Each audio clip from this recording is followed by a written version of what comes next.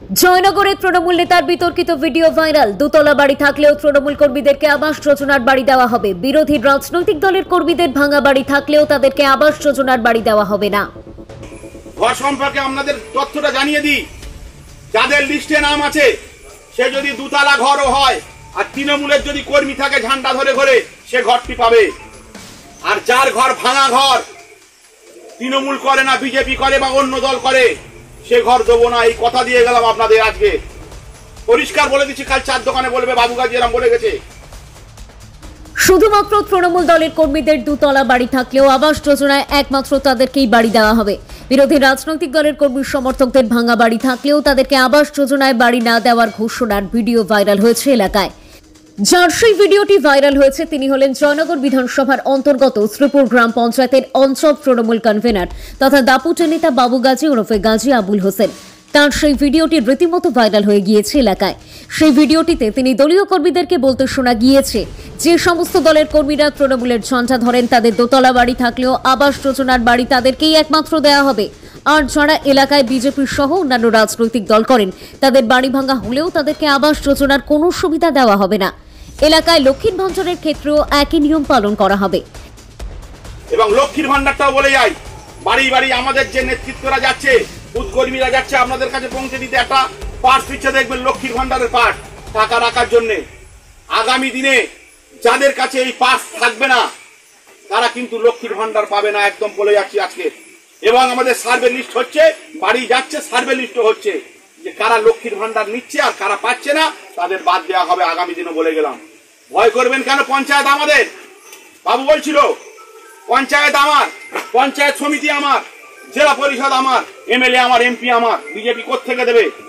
আমি যদি পঞ্চায়েতে থাকি 5 বছর, কথা দিয়ে যাচ্ছি আপনাদের 5 বছরের টুসি একটা কাজ পাবেন, আজকে কথা দিয়ে গেলাম আপনাদের। আপনার একটা ভিডিও ভাইরাল হয়ে গিয়েছিল যেখানে বলছেন যে দলের কর্মী যারা ঝান্ডা নিয়ে ঘোরে তাদেরকেই দুতলা বাড়ি থাকলে তারা আবাস যোজনা বাড়ি পাবে, বিরোধীরা কেউ পাবে না।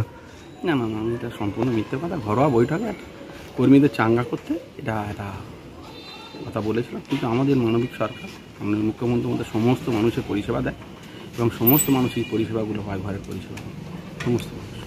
তাহলে এখানে এই গ্রাম পঞ্চায়েতে কি বিরোধীরা যারা অভিযোগ যেটা করে, সম্পূর্ণ মিথ্যে কথা। ওরা বাজার গরম করার জন্য অনেক কথা বলবে, সামনে ইলেকশন, কিন্তু আপনারা পরিদর্শন করে দেখতে পারেন এখানে। এর আগে দীর্ঘ বছর এসইউসিআই দলের দখলে ছিল শ্রীপুর গ্রাম পঞ্চায়েত, সেখানেও এখন তৃণমূল ক্ষমতায় আর বিরোধী দল এখন বিজেপি। ওই গ্রাম পঞ্চায়েত এলাকায় এসইউসিআই দলের কর্মী সমর্থকরা ও বিজেপি দলের কর্মী সমর্থকরা ভাঙা বাড়ি, প্লাস্টিক দিয়ে মোড়া বাড়িতে কোনো রকমের বসবাস করলেও তাদেরকে আবাস যোজনা থেকে বঞ্চিত করে রাখা হয়েছে। আর এখানেই বাবু গাজীর ফর্মুলা কাজ করছে বলে অভিযোগ বিরোধী রাজনৈতিক দলগুলির। Bureau report, DN news Bangla. দেখুন, আমি ইদানিং তো কোনো রাজনীতি নিয়ে মাতামাতি করি না, তবে বক্তব্য দেখি, যা চোখের সামনে দেখি বা যারা এসে অভিযোগ করে আমার কাছে, আমার দলের তো আছেই, বিজেপি আর সব অন্যান্য দলের আছে। তাদের কথা হচ্ছে কি যে আমরা অত্যন্ত অসহায় হওয়া সত্ত্বেও আমরা বঞ্চিত হচ্ছি, কারণ তৃণমূল ছাড়া কারোর কাজ হচ্ছে না। সর্বোপরি আমি জানি যে বিজেপি যে জায়গাগুলো নির্বাচিত সেই জায়গাতে কোনো উন্নয়নমূলক কাজ ওরা 2.5 বছর করেনি এবং ওদের কথা আমরা করব না, করব না।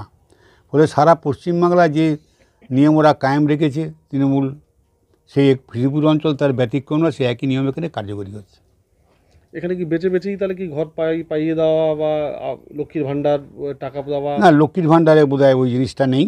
লক্ষ্মীর ভাণ্ডার সবাই পাচ্ছে, যেটা সত্য, চরম সত্য। ওরা তো করতে, ওদের হাতে নেই, তো লক্ষ্মীর ভাণ্ডার ওদের হাতে নেই যে করবে, সেটা ওরা করতে পারে না। কিন্তু বিজেপির এই ঘরের ক্ষেত্রে সেটা হচ্ছে, মানে বেচে। হ্যাঁ। আপনার নামটা? আমার নাম সহদেব কয়াল, শ্রীপুর। আপনি এসইউসিআই দলের জেলা সম্পাদক মণ্ডলী সদস্য।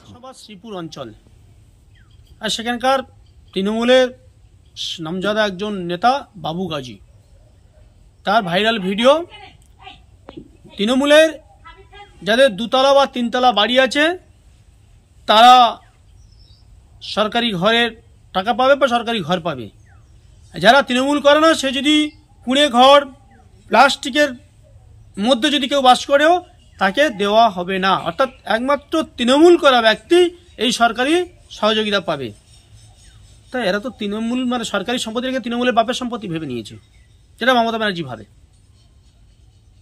এই মানসিকতাকে আমরা ধিক্কার জানাই। এটা সারা পশ্চিমবঙ্গে চলছে, আর তার ব্যতিক্রম এই জয়নগরে শ্রীপুর অঞ্চলের এই বাবুগাজী, তার বাইরে নয়। আমরা শুনেছি খবর নিয়ে যতটুকু, এই বাবুগাজী নাকি আছে তৃণমূলের এই শ্রীপুর অঞ্চলের সভাপতি বা এরকম কোনো কিছু বিষয়ে গুরুত্বপূর্ণ দায়িত্বে আছে। তার চিন্তাভাবনা, তার মত বহিঃপ্রকাশের এই লেভেলের। এই তৃণমূলের মানসিকতা আমরা ধিক্কার জানাই। 2026 পশ্চিমবঙ্গে তৃণমূল ক্ষমতায় আসবে, আর এইসব মানসিকতাকে, এইসব চিন্তাভাবনাকে কিভাবে দুর্মুষ করিয়ে সরকারি প্রকল্প সাধারণ মানুষের পৌঁছে দিতে হয় সারা ভারতীয় জনতা পার্টি করে দেখাবে। আর সেই ভাবনার উপরে ভারতীয় জনতা পার্টির এই সাধারণ মানুষের যে পরিষেবা, মানুষের যে সেবা, সেটা দেওয়ার জন্য বদ্ধপরিকর। সাধারণ মানুষ সেটা বিশ্বাস করে, তাই ভারতীয় জনতা পার্টিকে ক্ষমতায় আনার জন্য তারাও বদ্ধপরিকর, তারাও মন এবং মানসিকভাবে সেট আপ করে নিয়েছে। শুধু সময় অপেক্ষা, 2026 নির্বাচন, তৃণমূলের বিদায় ঘণ্টা। নমস্কার, উৎপল নস্কর, ভারতীয় জনতা পার্টি জনগণ সাংগঠনিক জেলার সভাপতি।